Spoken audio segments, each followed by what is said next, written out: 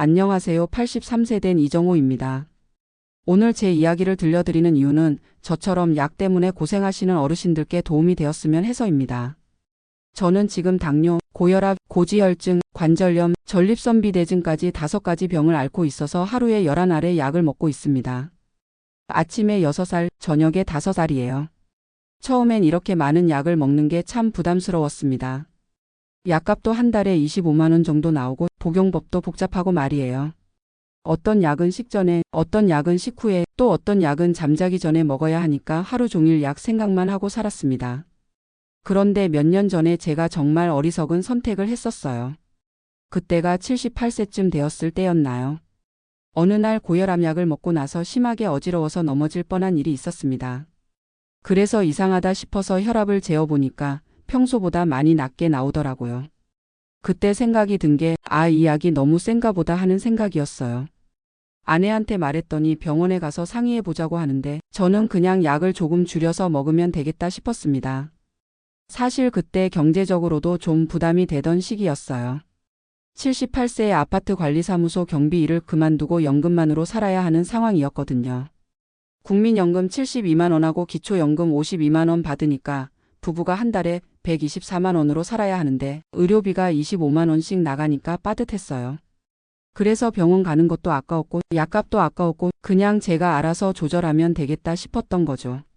경로당에서 만나는 어르신들도 그런 얘기를 하시더라고요. 약을 반으로 잘라서 먹어도 별 문제 없다. 의사들이 괜히 겁을 준다. 이런 식으로 말씀하시는 분들이 계셨어요. 그래서 저도 용기를 내서 고혈압 약을 반알씩 먹기 시작했습니다. 처음 며칠은 별일 없는 것 같더라고요.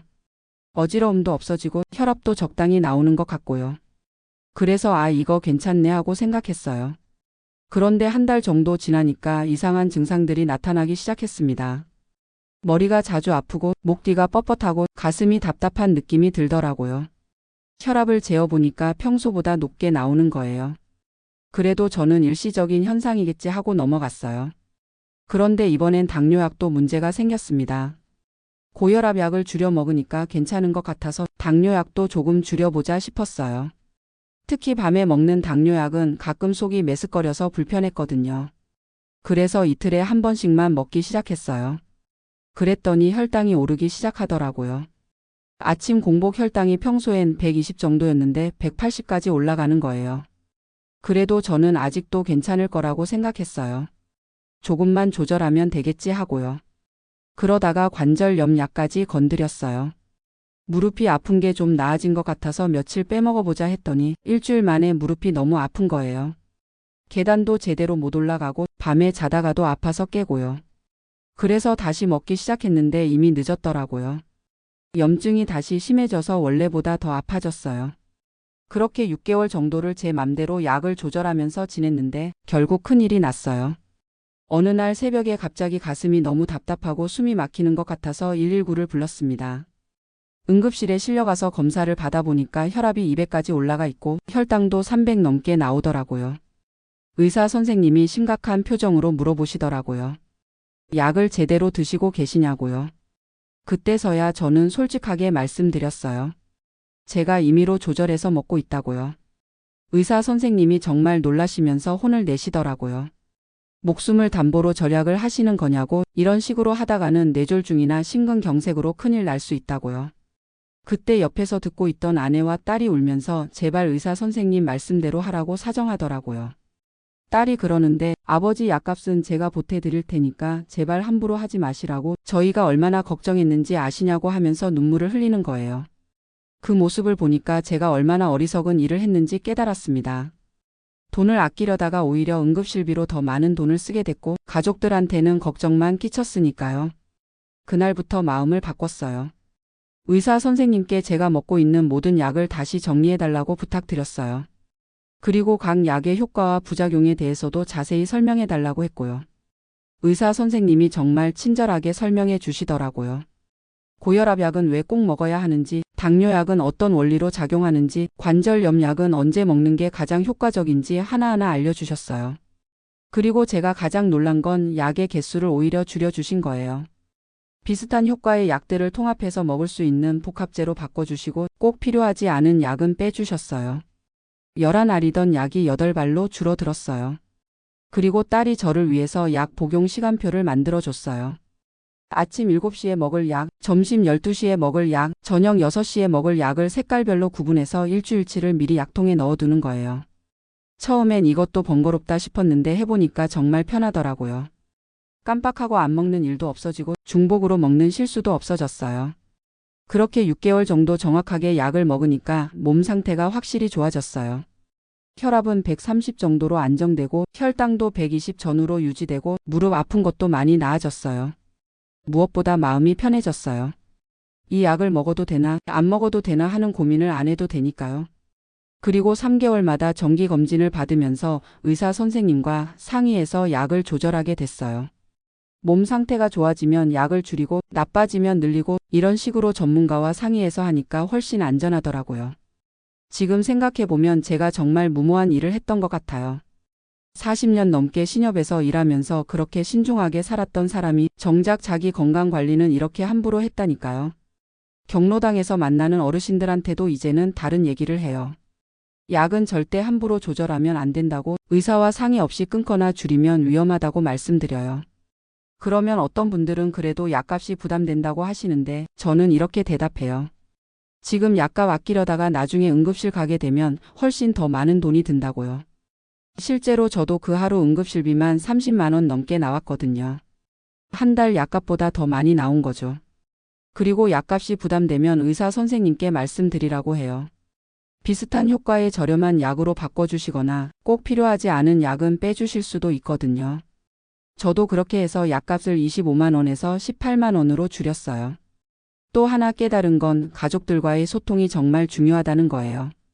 저는 약값이 부담된다는 얘기를 가족들한테 제대로 하지 않았어요. 괜히 걱정 끼치기 싫어서요.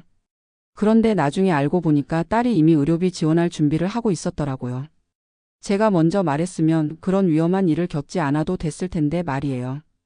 지금은 딸이 3개월마다 병원 검진 받을 때 같이 가줘요. 의사 선생님 설명도 같이 듣고 약 처방 내용도 같이 확인하고요. 그러니까 저도 안심이 되고 딸도 안심이 되더라고요.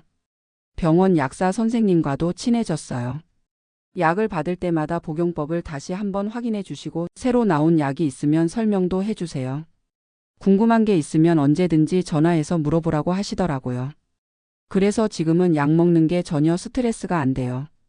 오히려 약을 먹을 때마다 건강해지고 있다는 생각이 들어서 기분이 좋아요. 아침에 일어나서 혈압 재고 약 먹고 저녁에 또 약 먹고 이런 게 이제는 자연스러운 일상이 됐어요. 주변 어르신들도 저한테 약 관련해서 상담을 많이 받으러 와요. 어떤 할머니는 혈압약 먹으면 어지럽다고 임의로 끊었다가 제 얘기 듣고 다시 병원에 가셔서 약을 바꿔 받으시더라고요. 또 어떤 할아버지는 당뇨약이 너무 많다고 고민하시길래 의사 선생님께 말씀드려서 복합제로 바꿔 받으시라고 했더니 정말 약 개수가 줄어들었다면서 고마워하시더라고요. 이제 저는 약 복용 관련해서는 우리 동네 전문가가 됐어요. 물론 의학 지식이 있는 건 아니지만 경험담을 통해서 어르신들이 올바른 선택을 하실 수 있도록 도와드리고 있어요. 가장 중요한 건 절대 혼자 판단하지 말라는 거예요. 아무리 오래 약을 먹어봤어도 우리는 전문가가 아니거든요. 의사 선생님이 약을 처방해 주실 때는 다 이유가 있는 거예요. 그 사람의 나이, 몸무게, 다른 질병, 같이 먹는 약들을 모두 고려해서 정해 주시는 거라고요. 그걸 우리가 임의로 바꾸면 전체적인 균형이 깨져서 위험할 수 있어요. 저처럼 응급실 신세 지기 전에 미리 의사 선생님과 상의하시기 바라요. 약값이 부담되면 부담된다고 말씀드리고 부작용이 있으면 있다고 말씀드리고 복용법이 어려우면 어렵다고 말씀드리세요. 의사 선생님들이 다 해결 방법을 찾아주실 거예요. 그리고 가족들과도 솔직하게 대화하세요. 혼자 끙끙 앓지 말고 도움을 요청하세요. 건강은 혼자만의 문제가 아니라 가족 전체의 문제거든요. 저도 이제 90세까지는 건강하게 살고 싶어요. 그러려면 약을 정확하게 먹는 게 가장 기본이라고 생각해요. 물론 운동도 하고 식단도 관리해야겠지만 우선 지금 있는 병부터 제대로 관리하는 게 중요하죠. 요즘은 혈압도 안정되고 혈당도 잘 유지돼서 의사 선생님이 칭찬해 주세요. 이 나이에 이 정도면 정말 잘 관리하고 계신다고요. 그 말씀 들을 때마다 뿌듯해요. 예전에 제 맘대로 약을 조절했을 때는 항상 걱정이었거든요. 이게 맞나 저게 맞나 하면서요. 지금은 전문가를 믿고 따르니까 마음이 편해요. 혹시 지금 약 때문에 고민하고 계신 어르신들이 계시다면 저처럼 위험한 선택하지 마시고 꼭 의사 선생님과 상의하시기 바라요. 건강이 돈보다 훨씬 소중하다는 걸 제가 몸소 깨달았거든요. 약을 정확하게 먹는 것만으로도 건강하게 오래 살 수 있어요. 우리 모두 올바른 약물 복용으로 건강한 노년을 보내시기를 바랍니다. 감사합니다.